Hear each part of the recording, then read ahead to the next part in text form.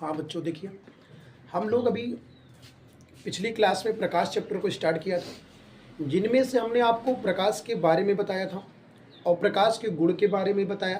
फिर हमने आपको प्रकाश का परावर्तन पढ़ाया था। आज हम आपको उसी टॉपिक में से फिजिक्स का अगला जो टॉपिक है हमारा प्रकाश का अपवर्तन। प्रकाश का अपवर्तन हम आपको बताने चल रहे हैं।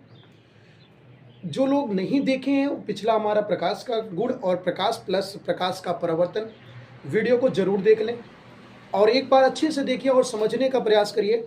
उम्मीद है आपको समझ में आएगा। आज हम आपको पूरी डिटेल तरीके से प्रकाश का अपवर्तन पढ़ा रहे हैं। एग्जाम नज़दीक है, इस वजह से हम आपको प्रत्येक टॉपिक का अलग अलग पार्ट एकदम डिटेल से बताने का प्रयास कर रहे हैं। एक बार आप देख लीजिए, आपको कंप्लीट याद हो जाएगा। दोबारा पढ़ने की ज़रूरत नहीं पड़ेगी आपको। एक बार अच्छी तरीके से पढ़ लीजिए, पूरा डिटेल आपको समझ में आ जाएगा। एग्ज़ाम नज़दीक है, आशा करते हैं आप सब बहुत अच्छे तरीके से पढ़ाई कर रहे होंगे और अच्छे से पढ़ते रहिए, क्योंकि एग्ज़ाम बहुत नज़दीक है। ज़्यादा से ज़्यादा आपके पास 3 महीने का वक्त है, उससे भी कम वक्त है अब धीरे धीरे, इसलिए पढ़ाई पे करते रहिए ज़ोरों से। और अपने दोस्तों के पास भी ये वीडियो ज़रूर शेयर कर दिया करिए, जिससे वो भी थोड़ा थोड़ा पढ़ते रहें भैया। और जो लोग नए हैं वो चैनल को सब्सक्राइब कर दिया करें, वीडियो को लाइक ज़रूर कर दिया करिए। अगर आपको जहाँ दिक्कत होती है आप कमेंट करके बता दिया करिए, हम उस चीज़ को बताने का पूरा प्रयास करेंगे। ये हम आपसे बार बार कहते हैं, जहाँ दिक्कत होगी आप कमेंट में कर देंगे। आइए हम लोग समय को ख़राब नहीं करते, बचाते हुए हम लोग प्रकाश का अपवर्तन टॉपिक सीखते हैं क्या चीज़ है। जैसे कि हमने आपको प्रकाश के बारे में बताया है, आज हम आपको प्रकाश का अपवर्तन बताते हैं कि प्रकाश का अपवर्तन है क्या चीज़। तो नॉर्मली से अगर आप बात समझें, जब प्रकाश किरण एक माध्यम से दूसरे माध्यम में जाती है, तो पहला टॉपिक आता है ये माध्यम क्या चीज है। जैसे माध्यम में कांच है भैया, वायु है, तेल है, जल है, ये सब एक माध्यम का काम कर रहे हैं भैया। जब प्रकाश किरण एक माध्यम से किसी दूसरे माध्यम में, कहने का मतलब है कांच से वायु में प्रकाश किरण जाए या तो वायु से कांच में प्रकाश किरण आए, ये एक माध्यम का काम करते हैं भैया। तो आइए हम सब पढ़ते हैं प्रकाश का अपवर्तन क्या चीज है।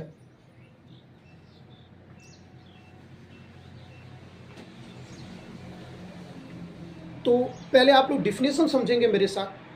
जब प्रकाश किरण एक माध्यम से किसी दूसरे माध्यम में प्रवेश करती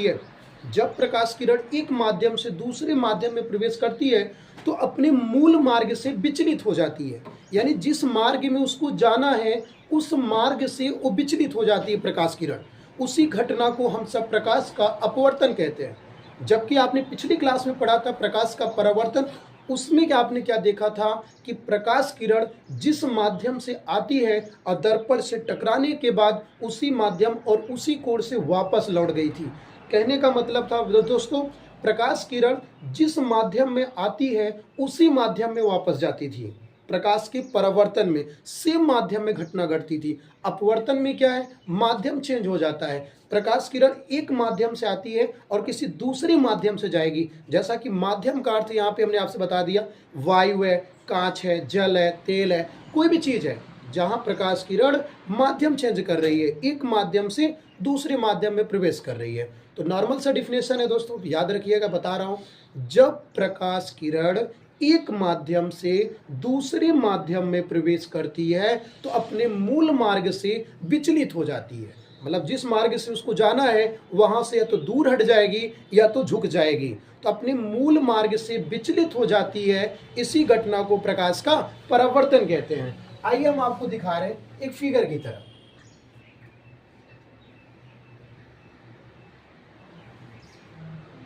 जैसे मान लिया ये वायु है, ऊपर का माध्यम वायु है, नीचे का माध्यम कांच है।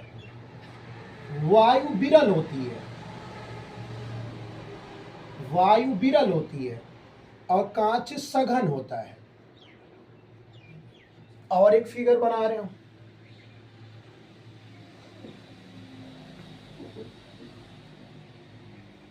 इस बार हम कांच ऊपर कर दे रहे हैं और वायु नीचे कर दे रहे हैं। कांच आपका सघन है दोस्तों, वायु आपका विरल है, ये आपका अभिलंब है।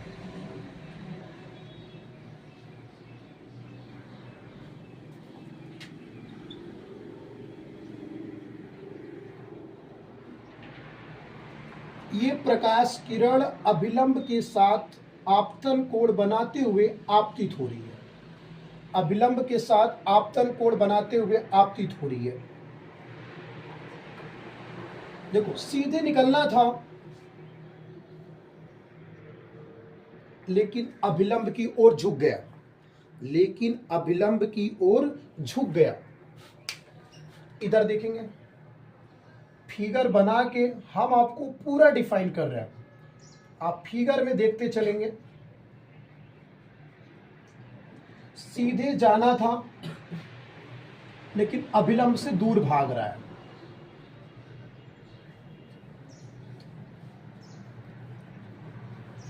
आपतित किरण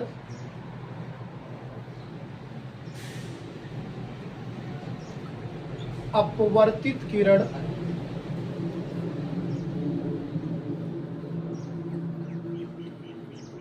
आपतन कोण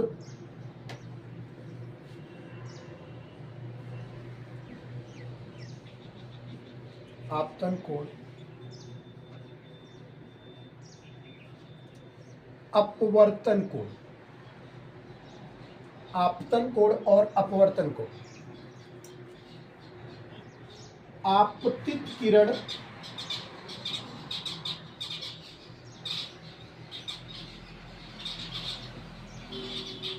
आपतन कोण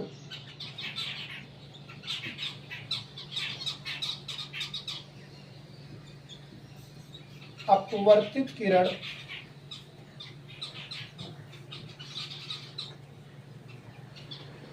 अपवर्तन कोण।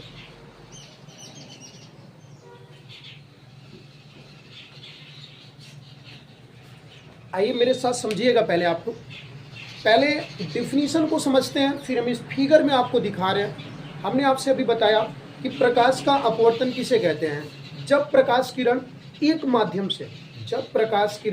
माध्यम से दूसरे माध्यम में प्रवेश करती है, जब प्रकाश किरण एक माध्यम से दूसरे माध्यम में प्रवेश करती है तो अपने मूल मार्ग से विचलित हो जाती है, अपने मूल मार्ग से विचलित हो जाती है।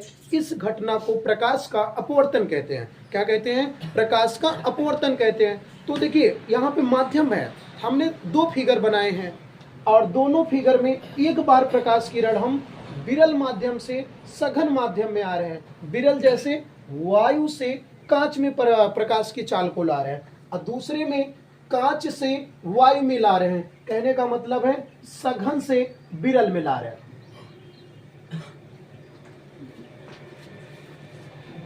सघन से विरल में ला रहे हैं, कहने का मतलब है प्रकाश किरण दो ही जगह से जा सकती है, या तो विरल से सघन में ला रहे हैं और सघन से विरल में ला रहे हैं। तो आइए आप लोग देखिएगा, पहले जब प्रकाश किरण एक माध्यम मतलब विरल वाले माध्यम से जब आपतित होती है अभिलंब के साथ आई कोण बनाते हुए, अभिलंब के साथ कुछ कोण बनाते हुए जो प्रकाश किरण आपतित होती है उस कोण को हम लोग आपतन कोण बोलते हैं। जब प्रकाश किरण अभिलंब के साथ आपतन कोण बनाते हुए आपतित होती है, देखिए हमने डैश किया भैया, इसको जाना सीधे था मगर प्रकाश किरण विरल माध्यम से सघन माध्यम में प्रवेश कर रही है तो चाल बदल जा रहा है। जब प्रकाश किरण विरल माध्यम से सघन माध्यम में प्रवेश कर रहा है तो चाल बदल जाता है। तो क्या किया, सीधे न जाने के बजाय अभिलंब की ओर झुक गया। ये अभिलंब है तो अभिलंब की ओर प्रकाश किरण आपका झुक गया। तो जो इस समय जो कोण बन रहा है हम उसको अपवर्तन कोण बोलते हैं। जो अभिलंब के साथ अपवर्तन हो गया किरण का, जो बोला जा रहा है उसको हम लोग अपवर्तन कोण बोलते हैं। और यहाँ देखिए प्रकाश किरण सघन माध्यम से विरल माध्यम में जा रही है। यहाँ पे प्रकाश किरण सघन माध्यम से विरल माध्यम में जा रही है। तो जब अभिलंब के साथ आपतन कोण बनाते हुए प्रकाश किरण आपतित होती है तो अपवर्तन के पश्चात यानी दूसरे माध्यम में सीधे जाने के बजाय अभिलंब से दूर हट जा रही है। अभिलंब से क्या हट जा रही है? दूर हट जा रही, और उसका यह अपवर्तन कोण बन रहा है।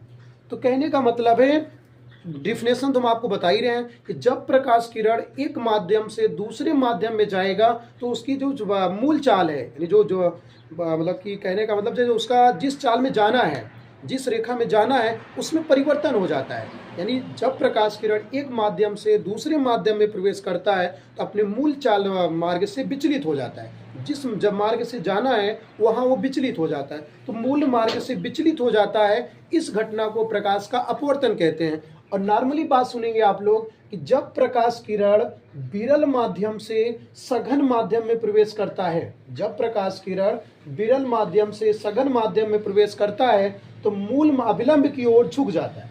जब प्रकाश किरण विरल माध्यम से सघन माध्यम में प्रवेश करता है तो जिस जिस मार्ग से जाना है उससे अविलंब की ओर झुक जाता है। और जब प्रकाश किरण सघन माध्यम से विरल माध्यम में प्रवेश करता है, जब प्रकाश किरण सघन माध्यम से विरल माध्यम में प्रवेश करता है तो अविलंब से दूर हट जाता है। अविलंब से क्या हट जाता है? दूर हट जाता है। तो आप फिगर को अच्छे से पहले समझेंगे कि प्रकाश किरण एक माध्यम से दूसरे माध्यम में जाने पर क्या कैसे हो रहा है, ये हमारा अपवर्तन है। आइए हम आपको इनका डिफिनेशन दिखाते हैं। पहले फिगर को बनाएंगे, फिर हम आपको डिफिनेशन दिखा रहे हैं।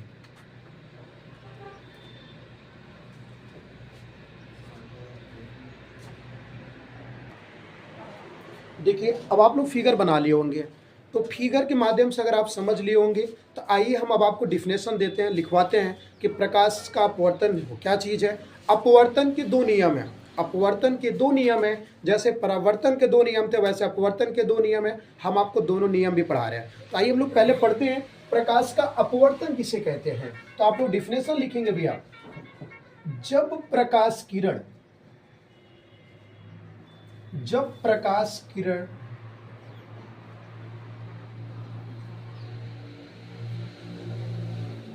जब प्रकाश किरण एक माध्यम से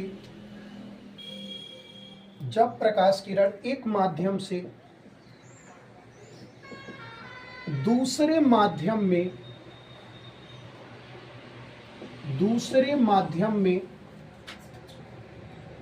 प्रवेश करता है, जब प्रकाश किरण एक माध्यम से दूसरे माध्यम में प्रवेश करता है तो मूल मार्ग से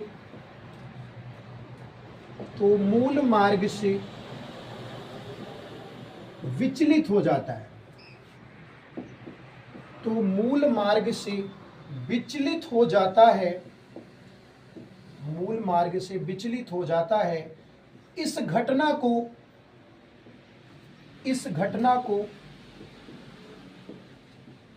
प्रकाश का अपवर्तन कहते हैं। प्रकाश का अपवर्तन कहते हैं। प्रकाश का अपवर्तन कहते हैं। तो आप लोग फिर से डिफिनेशन सुन लेंगे, फिर आप लोग अच्छे से डिफिनेशन भी लिखेंगे भैया। जब प्रकाश किरण एक माध्यम से दूसरे माध्यम में प्रवेश करता है तो मूल मार्ग से विचलित हो जाता है। इस घटना को प्रकाश का अपवर्तन कहते हैं। क्या कहते हैं? प्रकाश का अपवर्तन। आप लोग प्रकाश के अपवर्तन डिफिनेशन को लिख लीजिए अच्छे से।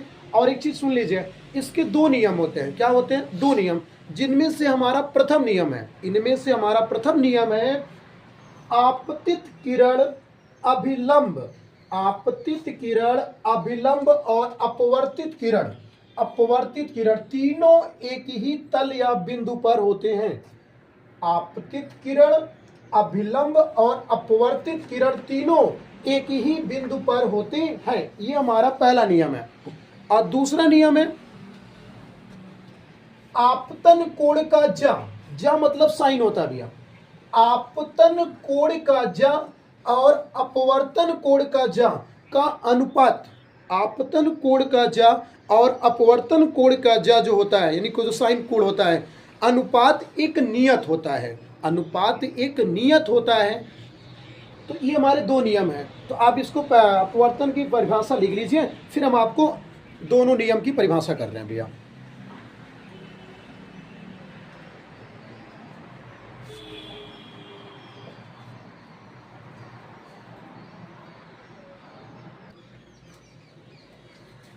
अपवर्तन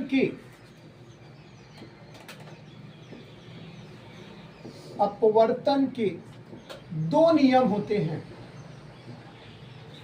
अपवर्तन के दो नियम होते हैं।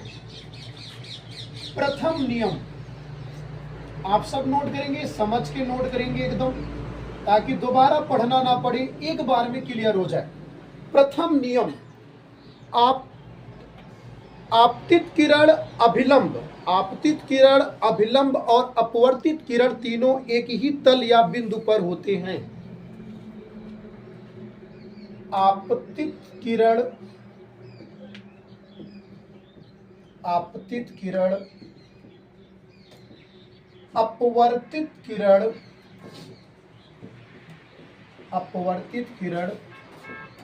तथा अभिलंब तीनों एक ही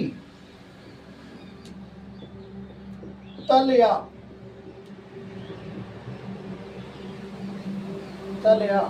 बिंदु पर होते हैं।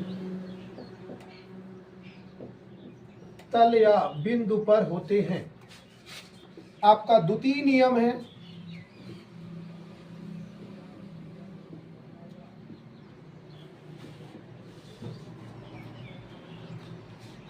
आपतन कोण का जा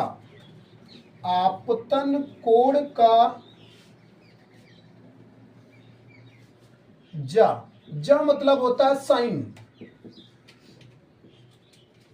आपतन कोण का जा और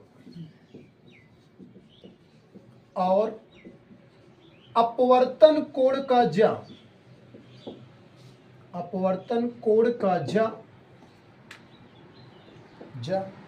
का अनुपात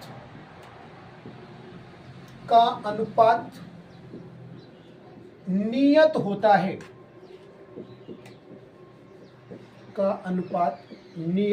है। जैसे साइन आई, आपतन कोण का जा, अनुपात बनाना, बटे कर दिया। अपवर्तन कोण का जा, साइन आर का जो इनका अनुपात बना वो एक नियत होता है। n बराबर साइन आई बटे साइन आर, जिसे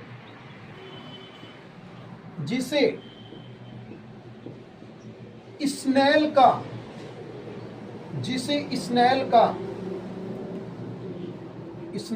नियम भी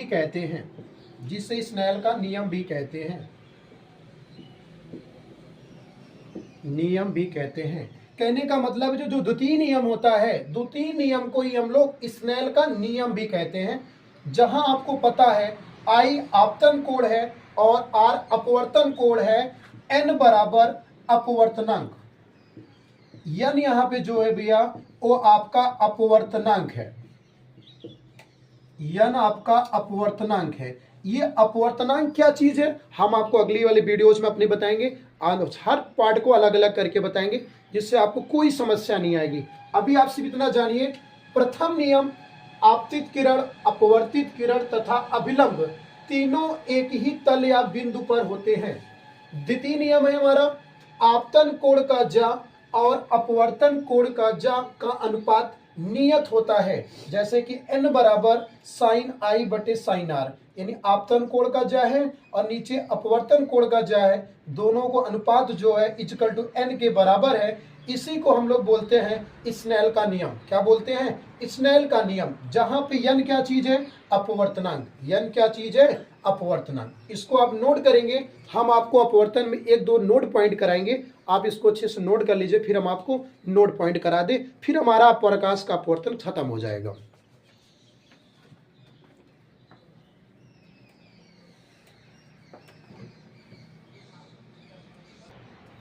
देखिए, हमने आपको प्रकाश का अपवर्तन भी बता दिया। अपवर्तन के दो टाइप होते हैं, मतलब दो प्रकार थे, दोनों मतलब कि प्रथम नियम और द्वितीय नियम, वो भी हमने आपको बता दिया। अब हम लोग आपसे बात कर रहे हैं कि कुछ इंपॉर्टेंट नोट पॉइंट है हमारा, क्योंकि प्रकाश का अपवर्तन है क्या चीज़ भैया।